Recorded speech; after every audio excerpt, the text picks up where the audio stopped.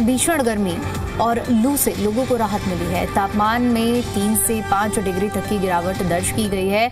तो मौसम को लेकर देखिए पहले ही अलर्ट जारी किया गया था मौसम विभाग की ओर से कि 11 से लेकर 13 जून तक आपको दिल्ली एनसीआर में मौसम बदला हुआ सुहाना मौसम देखने को मिलेगा। और अब देखिए कल देर शाम से बदले हुए मौसम का मिजाज देखने को मिला, जहां पर तेज आंधी और बारिश के साथ लोगों को तापमान में भारी गिरावट की वजह से ठंडक महसूस हुई।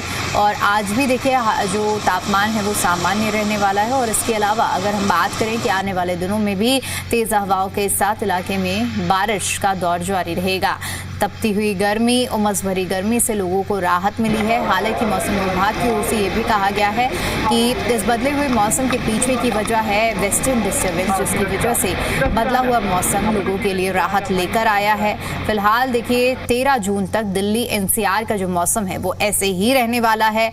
और लोगों को अगर घरों से बाहर निकल रहे हैं तो इस बदले हुए मौसम के लिहाज से ही सावधानियां बरतने के लिए कहा गया है। हालांकि 13 जून के बाद मौसम में बदलाव देखने को मिलेगा, जब तापमान में थोड़ी सी बढ़ोतरी जरूर दर्ज की जाएगी। लेकिन फिलहाल 6 से 7 डिग्री सेल्सियस तक तापमान में गिरावट दर्ज की गई है। और 13 जून तक ये तापमान और गिर सकता है, जिससे लोगों को गर्मी से राहत मिलेगी।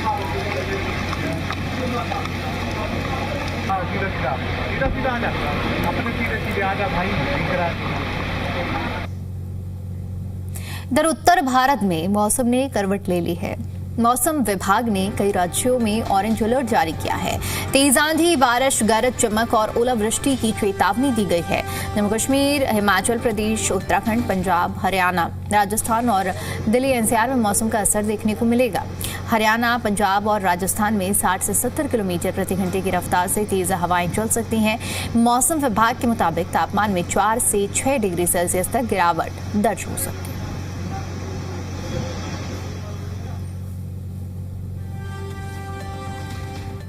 दिल्ली में लगातार गर्मी बनी हुई है और वहीं पर कुछ दिनों में मॉनसून जो है वो देखा जा सकता है। इसी पे हम बात करेंगे। हमारे साथ मौसम वैज्ञानिक डॉक्टर नरेश हैं। सर, सबसे पहले तो हम बात करें अभी किस तरीके की स्थिति है, क्योंकि आज थोड़ा फिर से तापमान में गिरावट देखने को मिली है, पर इस वेले लगातार जो है हीट वेव के कंडीशंस बने हुए हैं। जी, जैसे हम पिछले कुछ दिनों से ही बता रहे हैं कि 11th और 12th के लिए पूरा नॉर्थ वेस्ट इंडिया में रेनफॉल, थंडरस्टॉर्म एक्टिविटी रहेगा, हिलस्टॉर्म एक्टिविटी रहेगा, वो रहने का अनुमान है। जो आज का आप मैप देख सकते हैं कि जिसमें almost entire north west India हमने ऑरेंज कलर दे रखा है। उसका रीज़न ये है कि एक इस समय वेस्टर्न डिस्टर्बेंस है जो प्रभाव कर रहा है। उसके अलावा बे ऑफ बंगाल से भी हवाएं जा रही हैं, अरबियन सी से भी हवाएं जा रही हैं, जो पूरा नॉर्थ वेस्ट इंडिया, इसके अलावा जो WD है, तो पूरा नॉर्थ वेस्ट इंडिया में एक कन्फ्लुएंस जोन बना हुआ है, जिसके कारण हमारा अनुमान है जम्मू कश्मीर, हिमाचल, उत्तराखंड में आज रेनफॉल, थंडरस्टॉर्म एक्टिविटी के साथ हिल स्टॉर्म एक्टिविटी भी रह सकती है। और जैसे हवाएं बे ऑफ बंगाल से आ रही हैं तो वेस्ट यूपी और उत्तराखंड के लिए आज और कल के लिए हैवी रेनफॉल एक्टिविटी होने का भी अनुमान है। अगर आप पंजाब, हरियाणा की बात करें तो even Rajasthan, west UP, east UP के लिए भी जो आज हवाओं की गति है, हमारा अनुमान है वो 60 से 70 किलोमीटर पर आवर से आ सकती है, तो जिसके लिए हमारा ऑरेंज अलर्ट है। कल भी इतना ही रहने का अनुमान है, इसके बाद थोड़ी कमी आ जाएगी। इसके साथ ही जो आप सिंबल देख सकते हैं, डस्ट स्टॉर्म का सिंगल सिंबल है, तो हमारा अनुमान है राजस्थान में आने वाले 3 दिन में डस्ट स्टॉर्म एक्टिविटी भी हो सकती है। तो सर, इसमें अगर हम बात करें तो आने वाले अगले कुछ दिन, अगर हम खास तौर पे बात करें हमारे दिल्ली एनसीआर के अलग अलग किन क्षेत्रों में हमें आने में और तापमान में क्या गिरावट देखने को मिलेगी और किस तरीके से मौसम रहने वाला है? जैसे आप पूछ रहे हैं, तो आज से ही जो टेम्परेचर्स हैं वो सिग्निफिकेंटली फॉल हो जाएंगे। हमारा अनुमान है 4 से 6 डिग्री टेम्परेचर्स गिर जाएंगे। अब जैसे अभी तो खैर धूप है, इसके बाद हम एक्सपेक्ट कर रहे हैं थंडरस्टॉर्म एक्टिविटी एनसीआर दिल्ली के लिए भी आने वाले 2 दिनों के लिए, इवन डे 3 के लिए 11, 12, 13 को भी हल्का फुल्का इवनिंग में हो सकता है। मेजर आज और कल के लिए है।